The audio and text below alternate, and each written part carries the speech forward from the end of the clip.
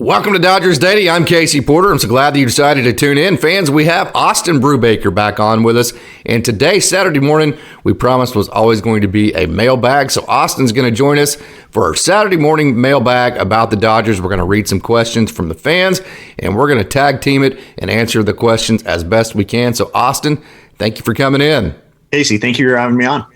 Okay, first of all, last night, 4 home runs for the Dodgers. Let's start there. They have 12 home runs in the last 4 games. I've set the formula for the starters, at least 6 innings, 4 runs or less. I know that's kind of a low bar to set, but I think the Dodgers offense is good enough. And I think this year particularly, getting to the 6 innings is worth maybe giving up an extra run or 2 because the Dodgers can slug, and they need that extra inning to stabilize their bullpen. So thoughts on that? Yeah, no, the Dodgers All-Stars really showed out yesterday. You saw it with the long ball. When this offense is on, it is something special. And getting them just some innings to work with, getting the score on the opposing team just low enough for the Dodgers to clear that hurdle. This offense is going to pull through in that cases.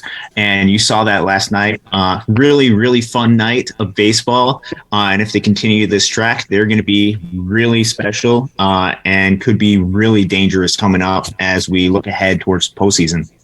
This may be confirmation bias from my perspective because I love James Outman so much. But, hey, he hits the ball back to the pitcher, and then he beats out the double play, and then he's able to score and keep the inning alive, and then all of a sudden the Dodgers bust that inning open, and it goes from like a 2-run game to whatever the difference was. But having those guys, I talk about all the time, the slug is great, Austin. We love the home runs, but having a guy that can beat out a ground ball like that, keep an inning alive, score from first base on a double, steal a base. You saw last night with your very own eyes what that type of speed can do for an offense. Mm-hmm. Yeah, playing fundamentally strong baseball does win games and can give you opportunities, especially with the offense that can slug, to have those opportunities to slug. Having those players who beat out ground balls, who do the little things right, can go a long way for this offense. And I think you saw that with James Outman, just doing something simple like running out a ground ball like that. That speed can add a whole bunch to this offense. Had so many compliments of how well you were doing on this show. Super excited about it. Decided to buy you a microphone and a stand, so you'll be official next time that we see you on Dodgers Dogs. Oh, I'm looking forward to that. I'm really looking forward to that. So you've got a gathering next weekend that you're a season ticket holder for the Loons. You're going to get to meet with all the players, with all the season ticket holders. Going to the game Friday night, Saturday. Is that correct? That is correct. Yeah. No, every year, at least I did it last year as well. It's a really cool event where the team will come out. You get to take pictures. You get to have autographs signed. And so Saturday, sometime in the afternoon around lunchtime, Loons will provide lunch. We'll be able to interact with a lot of the players. And so I'll be able to interact with all of them. They'll be able to sign a poster that we have, which is something that is really cool. Friday night, they'll be playing against Fort Wayne Tin Caps. They'll be playing as Los Pepinillos Picantes del Norte, spicy pickles of the north. And then Saturday, I love hearing Brad Tunney say that over and over, by the way. Oh, he loves saying super that. Fun. Oh, it's super fun. No, those are some of the most fun nights that they have at the stadium. And then Saturday night, still trying to decide if I'm going to be able to make it to that game or not. But no, it's been close to 2 months since I've been able to go to the home of the Loons, Dow Diamond. And so it'll be really exciting to get back there. Okay, so you ready to get into our mailbag? Oh, absolutely. Now, I talk about all the time, Dodgers Daily. We're not big like some of the other Dodgers sites are, but the fans that we do have here are the absolute best. They ask the best baseball questions. I'll put them up against anybody else. Okay, so first question. It's trade season. So this is kind of an interesting question. This is a great question, by the way, but it has different levels. So as far as the trade targets, compare and match up the type and level of prospect you would give up, based on the type of trade target you're going after. Is there anybody untouchable? First of all, you have to start right there as far as Dodgers prospects. Like, hey, no matter who you could go get, not giving up this certain prospect. Are there any of those guys? And just kind of give the level of prospect you'd give up for the level of target you'd go after.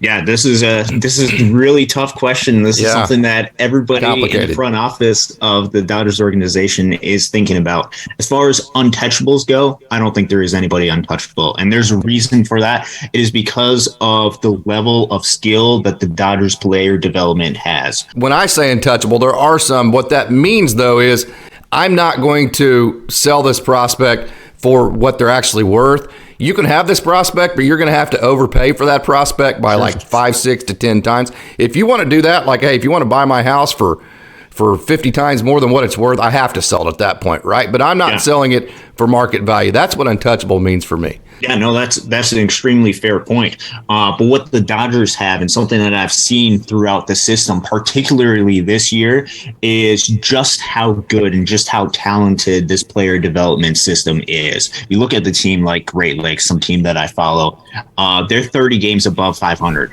Everybody on the team is contributing. You can see the player development system continuing to produce talent. And so when we see some of the guys at the upper level of the system that some other teams might be targeting, I think the Dodgers have the ability to replace those hitters with some other people from the system, continuing to develop and build up great talent to replace that level of weight.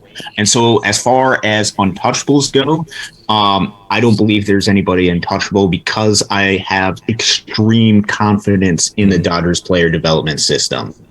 Now, going into who would I give up for different level of prospects, that really depends on who it is, how much time I will have with this individual trade target. For example, if you're looking at a pitcher who has maybe half a year left, they're going to be a free agent at the end of the season. Perhaps you're not giving up quite as much as you would give up for, let's say that you go all in for a Shohei Ohtani. That in that case, you're going to have to give up a couple of top 10 prospects, but it might be worth it at that point. It really depends on who you are targeting.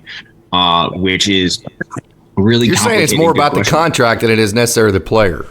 I think it very much has to do with the contract, the length of the contract, how much service time they have left, or how expensive the contract is. Really does determine the level of prospect that you're going to have to give up for the individual player. You know, that's a great point because I don't think people actually think about it. I think, you know, fans that dive into this kind of stuff do, but even me, I don't always first think of, okay, well, what do the contracts look like? You think of, well, how great of a player is he? And so you would think you would have to give up the type of prospect based on the type of player you do. And you do, but the contract does, like you say, that does play a big part. And, hey, going back to my grandpa who was born in 1919, smartest man I've ever known, I can tell you that. He can tell you how many counties there were in every state in Oklahoma. Just an unbelievably smart man. He told me once, he said, hey, you can take all the money away from all the rich people in the world. Okay, take all the money away from them. Within 5 years, they'll have it all back. They figured out how to get it the first time. They'll figure out how to get it again. That's to me, that's the Dodgers farm system. Hey, it doesn't matter how many the prospects you take away from this system.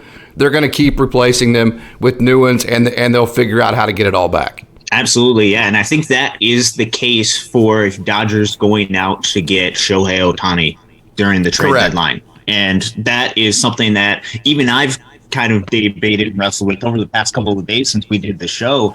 Dodgers can get this talent back. They know how to develop the system. They have people in place and development system in place to get a superstar like that, even if it's just for half a season. If you think that he's going to provide the best chance to win the World Series, that might be the player that you have to go out and get. So prospects I liken to cash. I just mentioned that a minute ago. So, you know, hey, my grandpa's generation, they went through the Great Depression in the late 20s and the 30s. That is of the 1900s, yes. Okay, and so they lived poor, but then they died rich, right? So as time's gone on, you know, like my generation, now we live rich and die poor, right? Because we're like, hey, man, this is money and it's meant to spend and have a good life with. Okay, so you can look at that two different, you can hoard all your prospects and live poor and not be great at the major league level, but have all these unbelievable prospects, or you can live rich and have a great major league team and then have a terrible minor league team and die poor, right? Okay. Or you can be the Dodgers. This is kind of both of our points, and you can live rich and die rich. Yes. I think the Dodgers can live rich and die rich. Absolutely, yeah. And you've seen that they haven't had top picks in the draft at all, but they've been able to develop players to bring out the best skill that they possibly can out of them.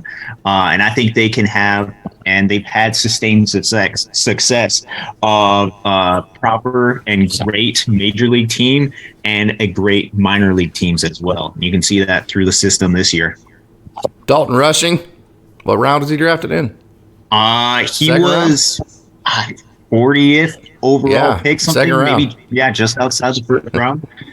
Peyton Martin, who you're going to get to see shortly. Mm-hmm. Okay, he was 17th round. I mean, get the heck out of here. He's 19 years old, throwing the ball 98 miles an hour. He's no 17th rounder. No, so that's just an example of how just what you're talking about with the Dodgers. Okay, next question, Austin.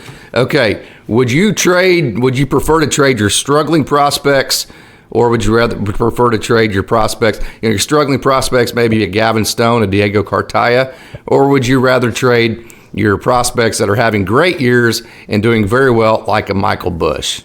Yeah, this is a complicated and deep question that goes into the heart of what type of players you are wanting to trade, what type of players opposing teams would even want. Would opposing teams want a player who perhaps you've seen some great stuff in the past, like a diegocartaya, who was amazing last year, like a Gavinstone, who was perhaps the best pitcher in minor league baseball all of last year, two guys who maybe aren't doing quite as well this year? Do you go and look to trade some of those guys, or while their value might be a little bit diminished, or do you look to trade some of the perhaps rising stars in the Dodgers system who are showing a little bit more potential, who their value might be increasing?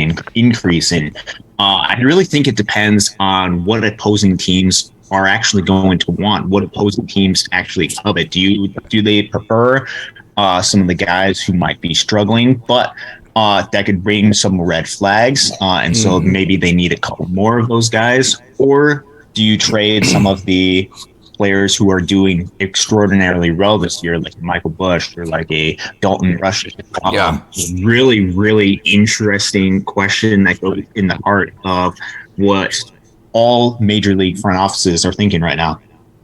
Yeah, and it's so many times in sports, in every sport and at every level, it's not necessarily who has the best team. We see this especially in the playoffs, any kind of postseason, any sport. It's not necessarily who has the best players and or the best team. It's all about matchups. Hey, how do you match up? Like the Dodgers match up terribly against teams that steal a lot, right? So that gives them fits, even though the Dodgers have better talent. Those are tough teams for them to beat, just because that other team does well what you do poorly, and they're able to accent that. So much in the trade market is, what does another team need versus what you have? The luxury that the Dodgers have is they have everything, and they have redundancy in everything. So no matter what the needs are of these other teams, the Dodgers are going to have it. It's like you can go to Walmart and buy something, and you're probably going to get what you need, but you're only going to have one choice, right? Yep. Versus you can go on Amazon and buy the same thing, and you'll have 100 different choices. So the Dodgers are that one where, hey, we have exactly what you need, and we have what you need in about 10 different varieties.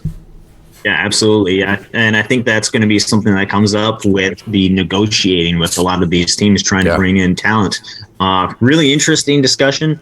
One that we will not be able to listen, or we won't really know kind of what is going on in their minds. Just something for fans to kind of think about. No doubt. Okay, so we talked about all the pitching targets last time. What, in your opinion, next question on our mailbag, what is the biggest position player need for the Dodgers going into the trade deadline? Yeah, this is a really compelling question. One that can go a couple of different ways. You can go and look at some people might think it might be more of the shortstop position. But then you have to go into the question of Gavin Lux. He's going to be coming back. Do you want to just bring in a rental? Do you want to kind of just go with what you've got this season? You could look for a utility player. But as you mentioned before the show, we have Christaylor. You will be coming back at some point. And you can go with either one of those. You can look at the backup catcher position. Everybody kind of knows Austinbarnes really has been struggling a little bit this season. It really depends on what you kind of want to go after.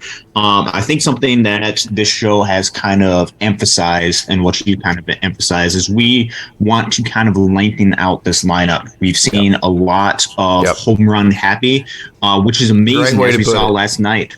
When the home runs are on, you can beat anybody. But when they're not, and this is something, especially when we're going to be dealing with 5-game series, 7-game series, you have to be able to lengthen out your lineup to where you aren't just relying on a couple of guys to get a home run. And so finding guys who can provide base hits, who can get on base, who can do it in a variety of different ways, as opposed to a positional need, I think is something that the Dodgers should really target, because I think it's something that is needed to win that World Series. Yep, no doubt about it. We saw just how valuable. I'll go back to it. James Outman hits about a 17-mile-an-hour ground ball nubber back to the pitcher. Next thing you know, he's extending the inning. You know, hey, if that's just a slugging type guy that's all he's doing is hitting home runs, he's out on that double play, right? And the inning's over. And the Dodgers don't hit. Will Smith doesn't hit the home run. The Dodgers don't explode. And it's a close game. And we've seen in close games this Dodgers bullpen isn't always 100% reliable. So we saw right there the value of having guys that can do different things other than hit home runs.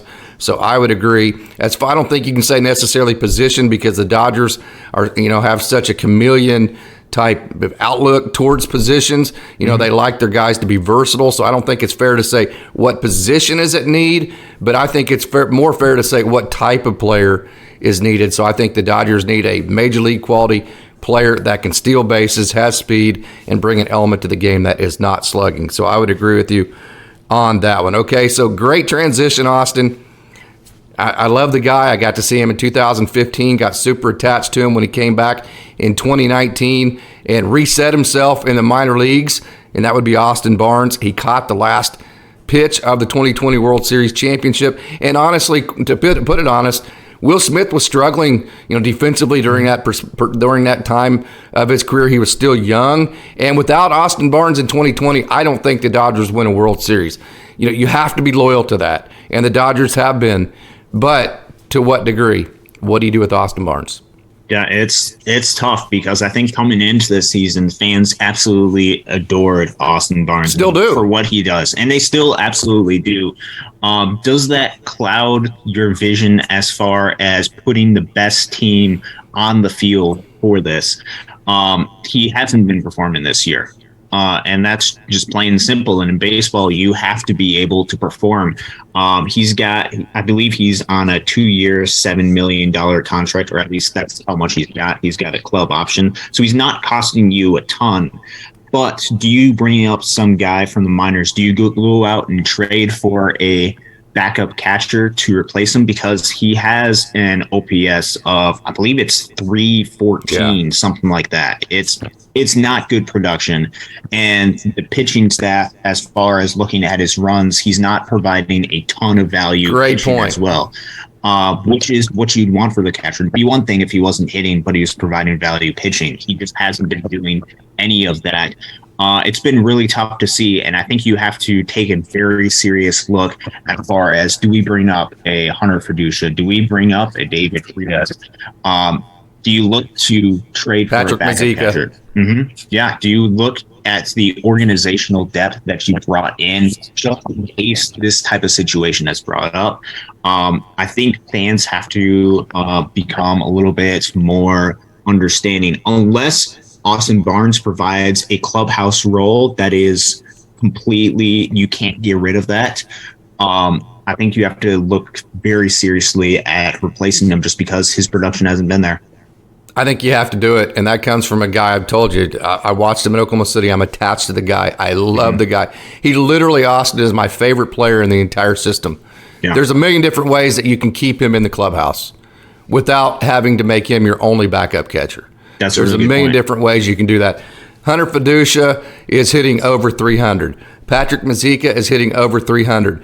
Davidfreitas is going off right now at AAA Oklahoma City. They all have tremendous energy. Freitas and Mazeika both have major league experience, so I think trading for a backup catcher, if it was up to me, would be completely out. I think I would probably give Hunterfeduccia the first look at that, and at this point, because there's still enough runway to get him comfortable to major league level, I think if it's still 2 or 3 months down the line and you're running out of games as far as your season goes, you don't have time to incorporate a rookie, then I think it's either Freitas or Mazeika at that point. But I don't think it's trade as far as backup catcher goes. I'm of the opinion, though, I think you can have your cake and eat it too. I think you can bring up one of these guys from Oklahoma City and still get that veteran presence from Austinbarnes in the clubhouse by figuring out one of the creative ways the Dodgers do. Is that a fair statement? I think that's a really good point. Yeah, and I think that's something that they are likely going to have to do unless Austinbarnes just figures something out really quick, which he has the ability to, but we have to see it. The thing is, too, is he hasn't done it for how many years now? That's so. Yeah. So, what indicator would you? Hey, he might end up just going off here the next second half of the season. I hope he does. Yeah. But what indicator has he given in, say, the last 600 days? That would tell you he's going to. And how much time are you going to give him the opportunity to do that too? Because the more time, the opportunities that you're giving him, and if he's not performing, you're having a negative value on the team. Mm-hmm. Well, and here's another deal too. You've had margin for error in the past. You won 111 games last year. This isn't a team that has any margin for error.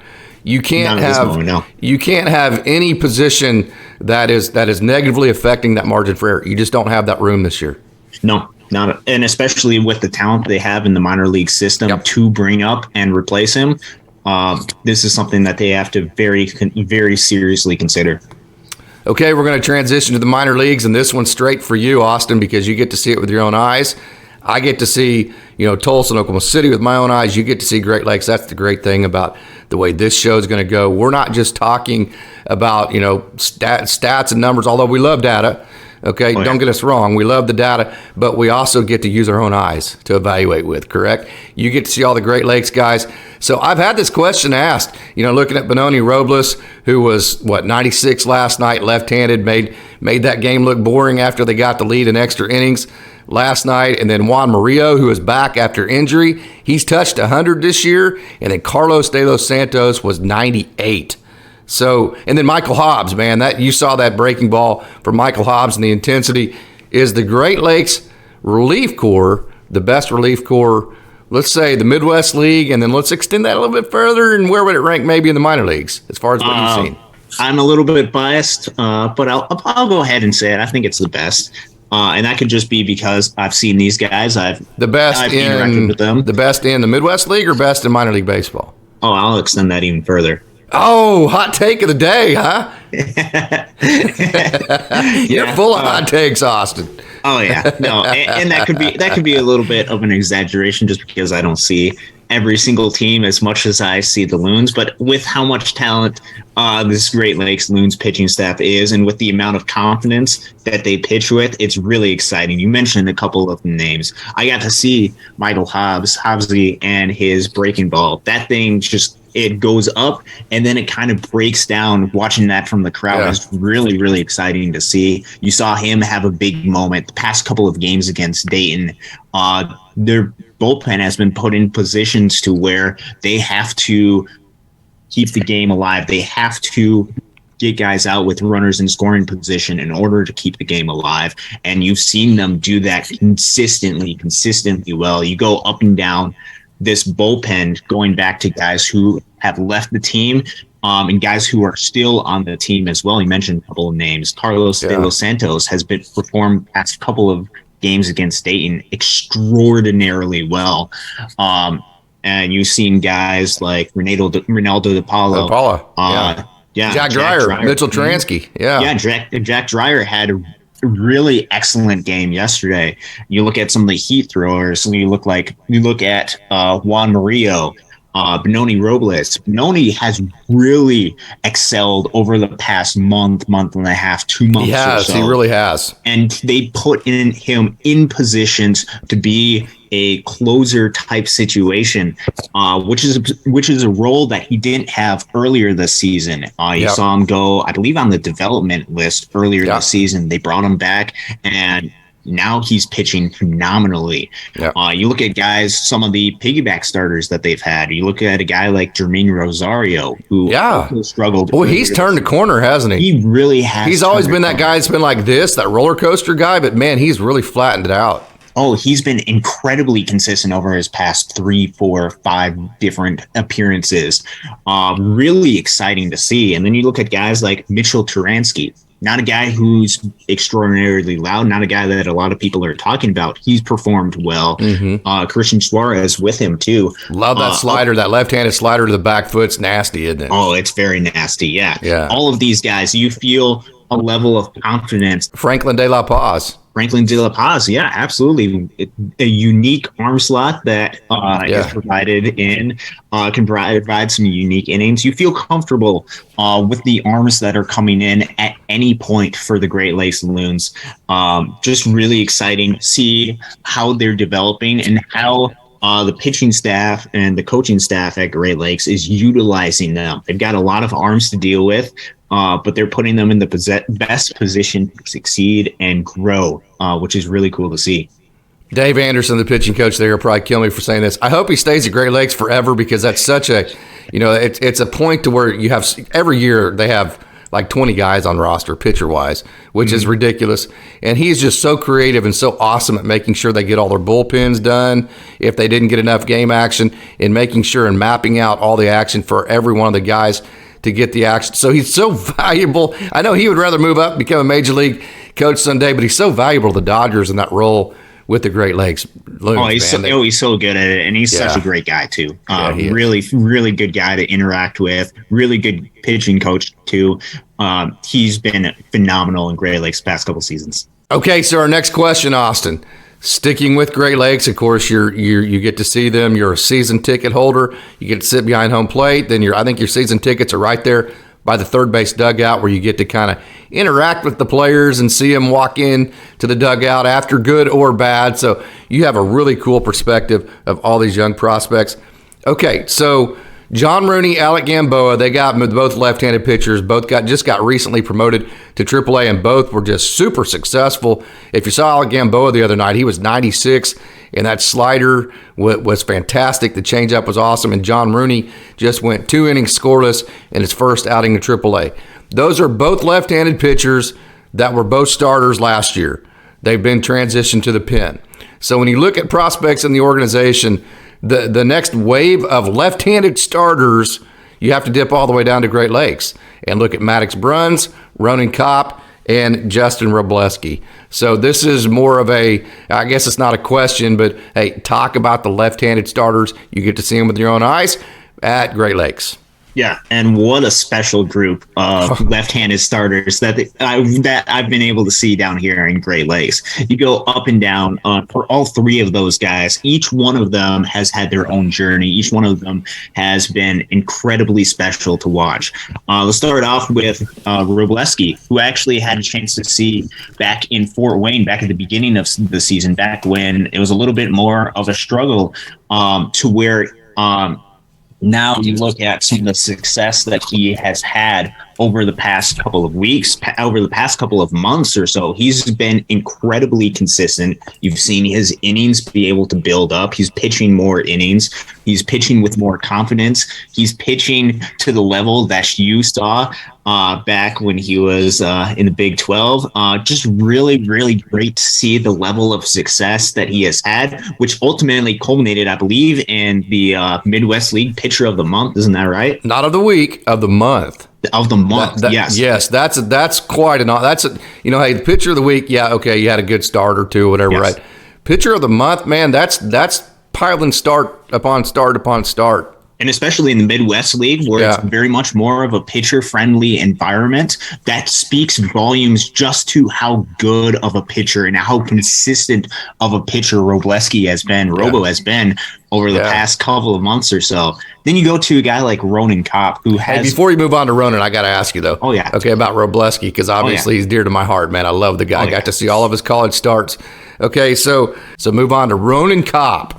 Hey, by the way, Robleski, 11th round, Ronankopp, 12th round. So, again, you're talking about the Dodgers and the way that they draft these guys and develop them. It's unbelievable. Oh, absolutely unbelievable. Ronankopp, I've actually had a chance to see him probably 4, 5, or 6 starts in stadium this year. I've seen basically all of his other starts on MILB TV. Just a really, really special arm. He is incredibly talented. He can get a lot of swings and misses when he's in the strike zone.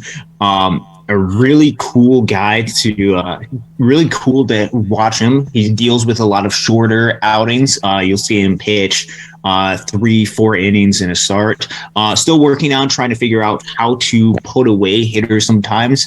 But with his arm talent, with just kind of the size, you've seen kind of some of the comparisons to like a Madison Bumgarner type role for him. He's performed extremely well. 2.18 ERA kind of speaks volumes as far as just how good he has been.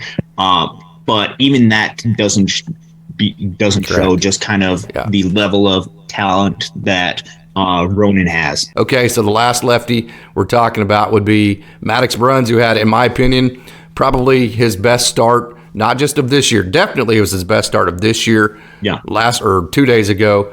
I think probably his best start of his career. When you look at length versus strikeouts versus not walking people versus just the efficiency, plus the explosive type stuff put together. He's always been explosive, hasn't always been efficient. He's putting those both together. Mm-hmm. Yeah, and he's starting to find the strike zone a little bit more. That has been one of the concerns that you've had about madduxbruns. His stuff is absolutely phenomenal. Will be able to find the zone. You're seeing him find the zone a little bit more consistently. And you mentioned the start against Dayton this couple days ago.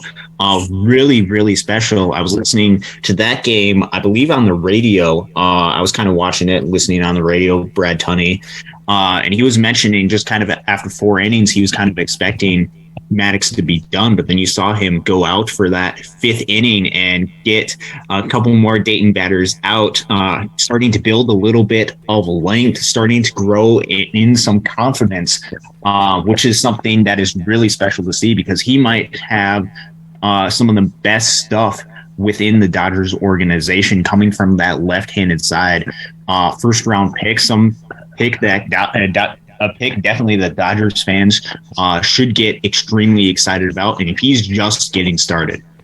Yeah, no doubt. You mentioned the length that he was, you thought he may come out and then he got lengthened out, which is awesome. Did you see Nastrini got all the way up to, I believe it was 94, 95 pitches. It looked to me like he was on that 100 pitch count limit yesterday, and as soon as he got up to where he is probably going to go over that with the next hitter, Henny took him out, which, by the way, it was great to see Henny in the dugout last night for AA Tulsa. Henny is fighting cancer. He's taking chemotherapy. And man, he's so tough. He was there last night, and it made a difference because his guys love him, and they performed for him last night. But, hey, what'd you think about Nick Nastrini getting extended out last night?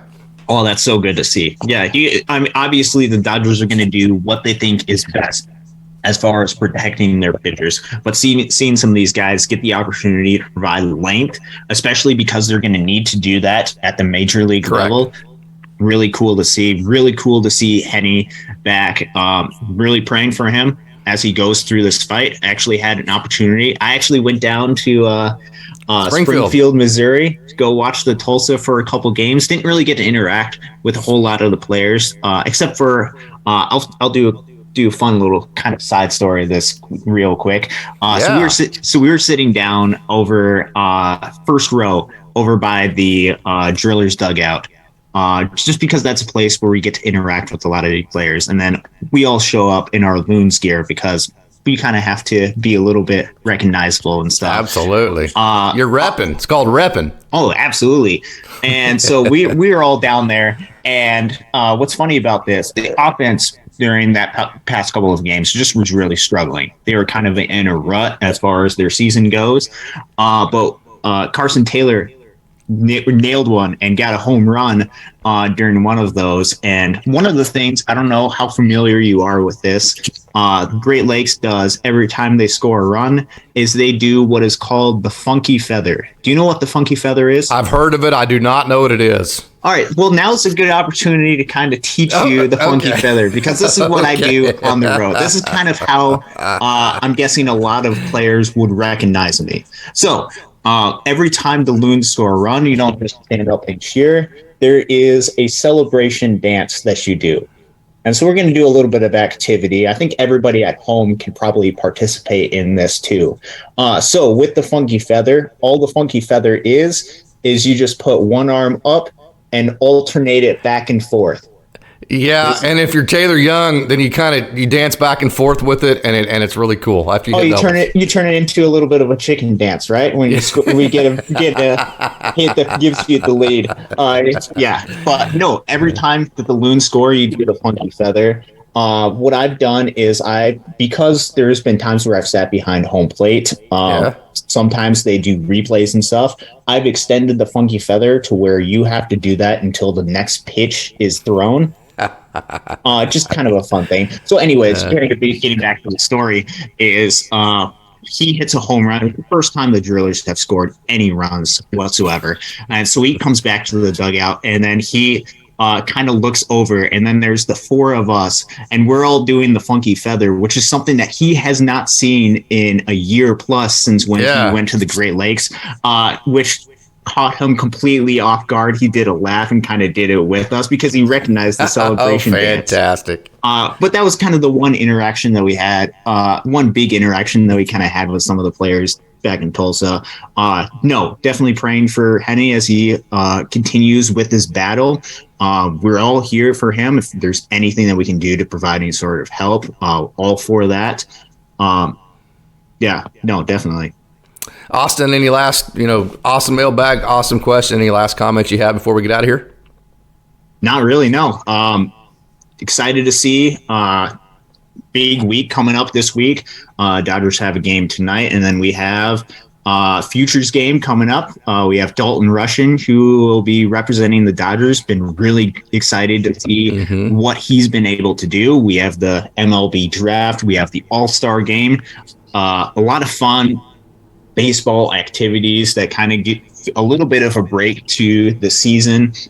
Loons finishing off the series against Dayton, won all 4 straight. They have, this is something that Brad Tunney tweeted out, the best record in minor league baseball, which is kind of what we alluded to, relief arms being some of the best in minor league baseball. I'll say yes, because they have the best record in minor league baseball and they perform extremely well.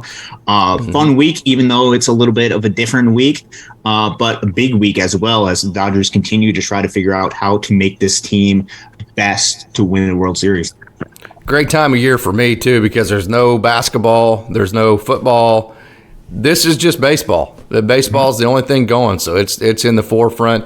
It's on showcase, and with all the rule changes, man, I think it's really improved the game. I know that's a whole different discussion for a whole different day, but hey, great discussion today, Austin. I appreciate you joining me. And Wednesday night, we'll see if we can hook. I know your schedule is very busy for this week. We'll see what we can do for Wednesday night Dodgers Dogs.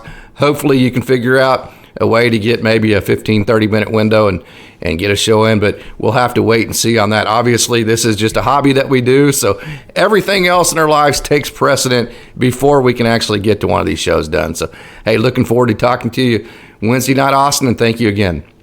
Appreciate it. Okay, so for everybody out there, just a reminder, hey, if you like this video, if you like this kind of content, go ahead and click that like button, leave a comment, tell all your friends about Dodgers Daily. And also, we have a GoFundMe account, so if you'd like to donate, the link to that is in the description. As always, thanks for tuning in, and go Dodgers.